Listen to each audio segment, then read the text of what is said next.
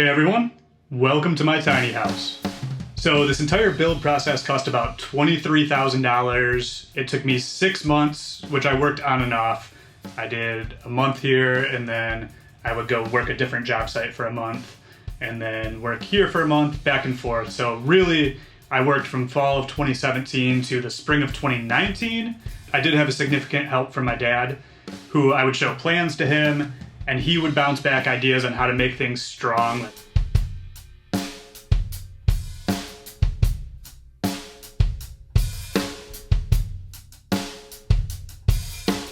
A little bit about my philosophy on this build.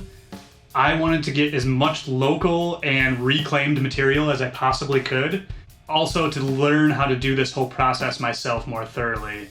I had some background in building, but I really enjoyed the process of knowing how to make something from ground up, which I had never fully done myself. I'd always been part of a crew that just knew how to do pieces.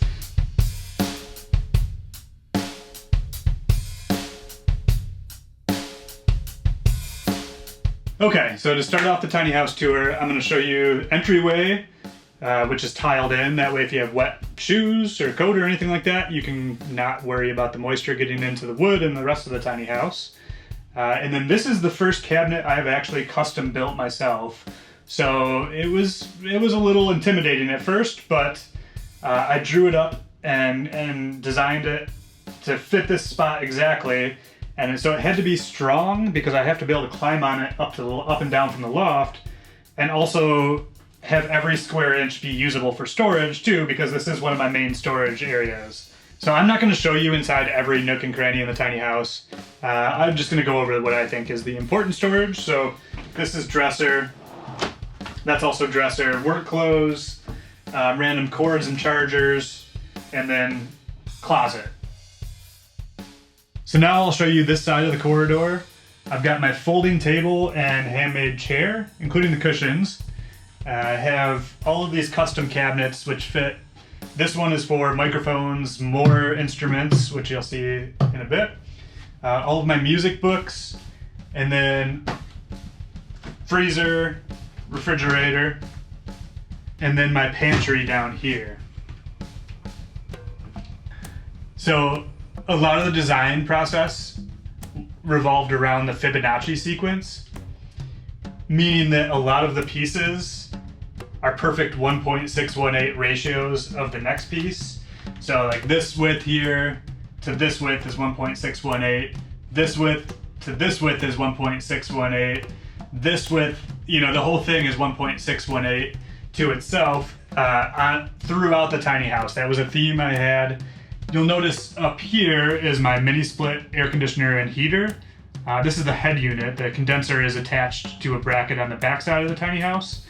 And this actually puts heat, cold air, it can dehumidify, it can be a fan, it can circulate, it can purify the air.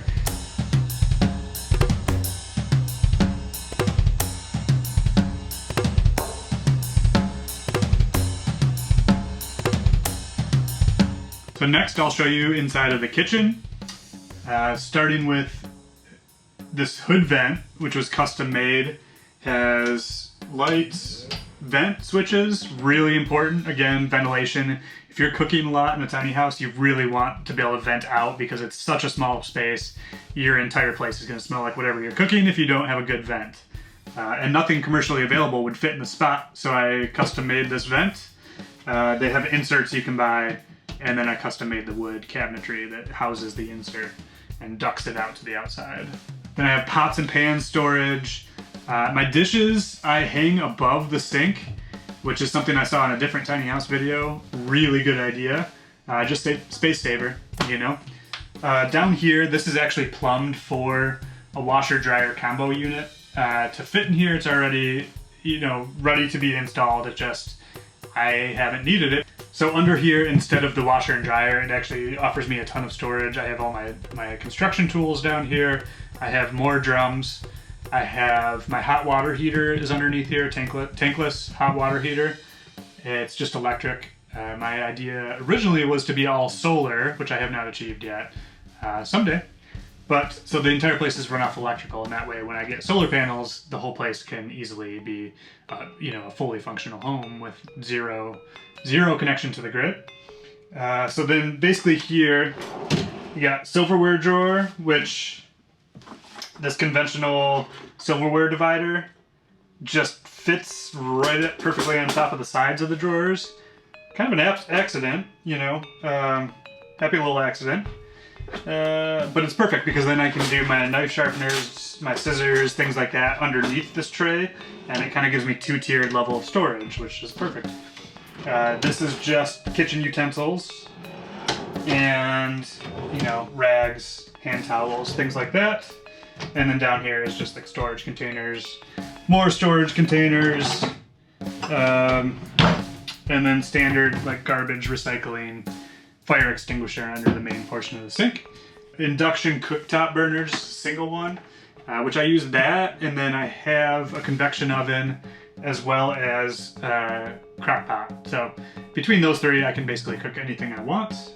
And then I've got my plates, bowls, mugs, cups, things like that.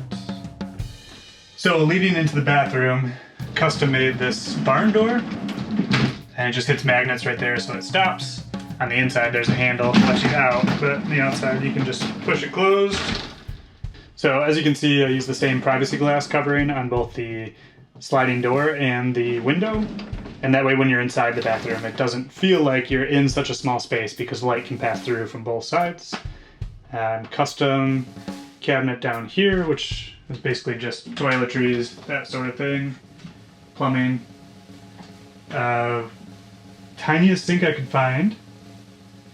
And then custom mirror cabinet, custom mirror and storage, toothbrush storage, that sort of thing. Keep all my towels, things like that, razors on this shelf right here. And then down here, this is actually the wheel well.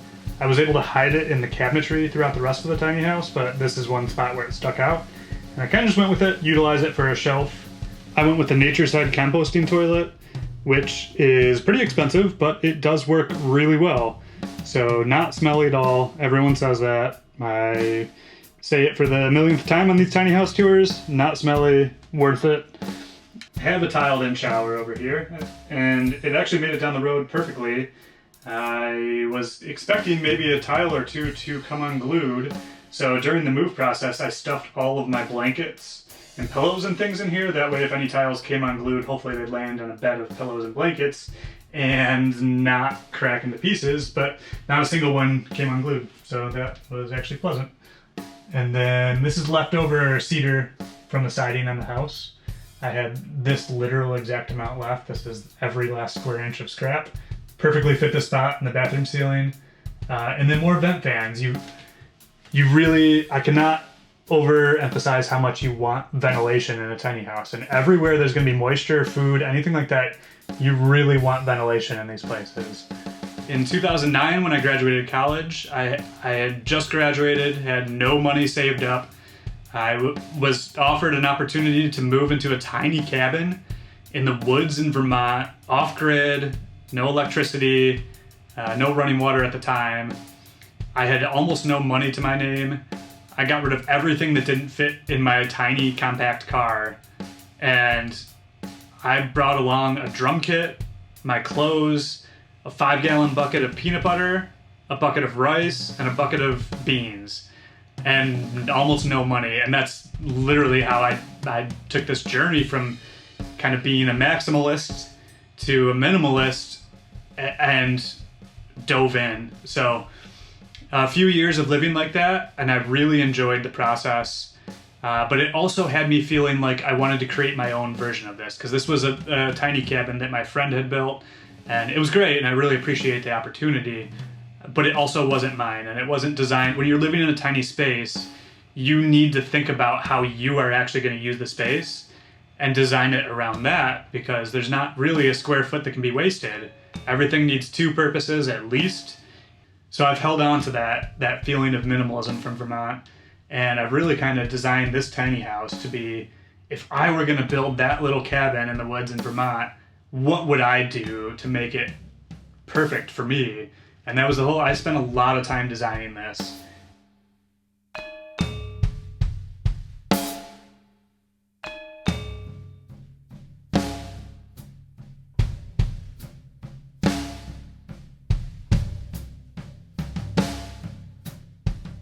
Okay, so for the next part of the tour, I'll show you up to the loft.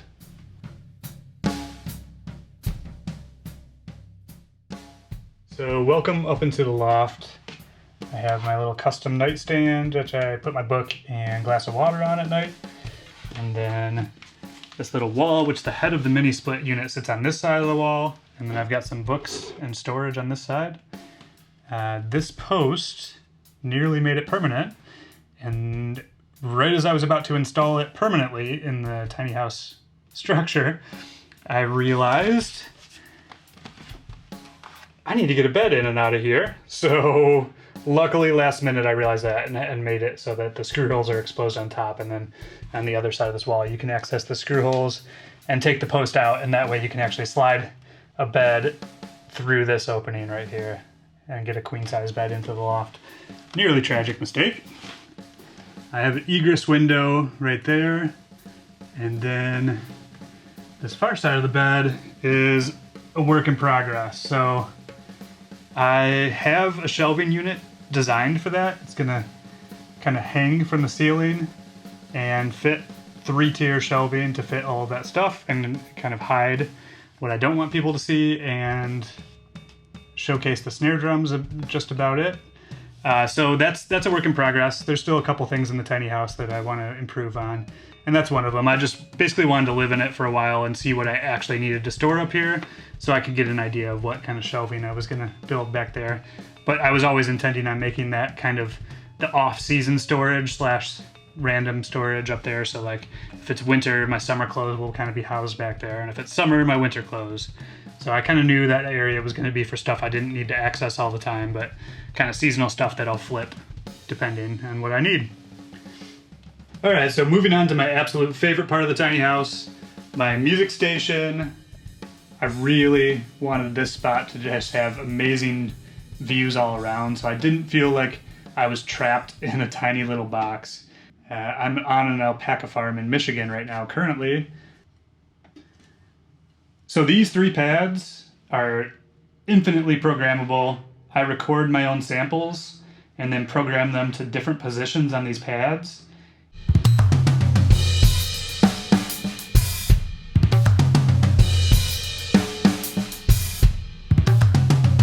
Drum kit is mic'd up all the time, which I made these microphones out of parts. The casings came like that. I didn't make the casings, but I did solder together all the components inside of them and put them together with the capsules. And then those go into preamps that I made down here. And then I record through this interface, ADAT into this interface, into this. So this is kind of my workstation. I can do my monitoring, my cues, control all the preamps and settings through that. Really handy piece of gear. All right, so that's it for the video tour. Thank you for watching. And if anyone's interested, in the future, I may make a video more detailed design and build process, steps, what I learned, what I could have learned before, what I wish I knew, things like that. So if that's something you're interested in, just let me know. That's it. So thank you for watching. Peace out.